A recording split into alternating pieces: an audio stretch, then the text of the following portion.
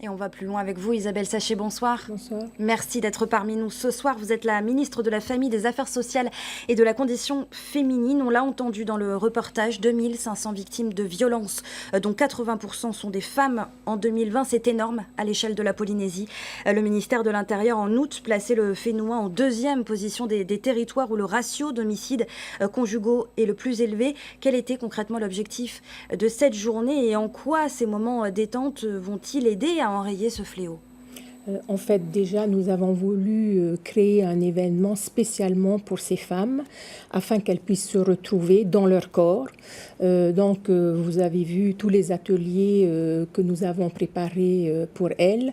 Et il est vrai que je les ai rencontrées 2 fois dans la journée. J'en ai vu qui étaient en très grande émotion, du fait justement d'avoir pris du temps pour elles, du fait d'avoir été gâtées, prises en compte dans leurs paroles. Et donc, toute cette journée a été vraiment magnifique pour elles autres. Elles se sont beaucoup exprimées, mais en fait, elles vont repartir chez elles avec la force intérieure dont elles avaient besoin également. C'est ça l'idée? Oui, c'est ça l'idée. C'est en fait de pouvoir, de se sentir accompagné jour après jour, non seulement par les circonscriptions d'action sociale, par nos travailleurs sociaux, mais voir également qu'au gouvernement, au pays, eh bien, nous sommes concernés par ce qui leur arrive chaque jour. Alors, c'est un travail qui se fait aussi en collaboration avec l'État.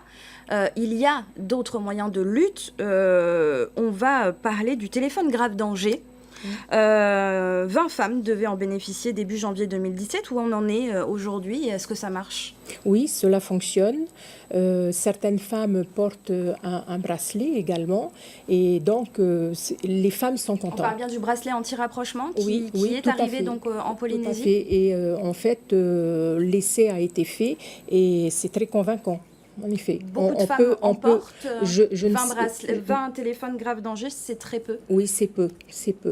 Qu'est-ce qu'on compte faire par la suite? Donc nous, en tout cas, du côté du pays, nous avons pensé à plusieurs choses. D'abord, nous allons mener une étude sur les violences intrafamiliales pour arriver ensuite aux violences faites aux femmes, afin que nous puissions vraiment identifier les actions qui seront vraiment directement appliquées pour sortir de ces violences intrafamiliales. Ensuite, nous avons en ce moment, depuis déjà 2020, lancé des enseignements pour la transformation de la personne.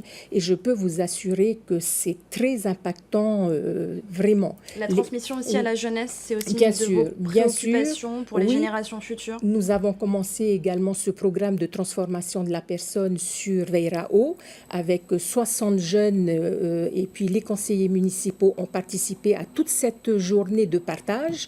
Nous avons démarré ce matin un nouveau groupe sur la commune de Pirée, il y a quelques semaines également sur Mahina, et je peux vous assurer que les retours écrits que je demande à chaque participant sont très parlants. Et là, on parle d'amour, de reconnaissance de soi, de reconnaissance même de l'auteur des violences parfois. Et donc, c'est parfait. Et cela va certainement permettre un jour d'enrayer ce fléau en Polynésie. Je précise également, Isabelle Sachet, qu'il y a évidemment d'autres manifestations prévues et non pas qu'aujourd'hui pour lutter contre les violences faites aux femmes. Merci beaucoup d'avoir été notre invitée aujourd'hui.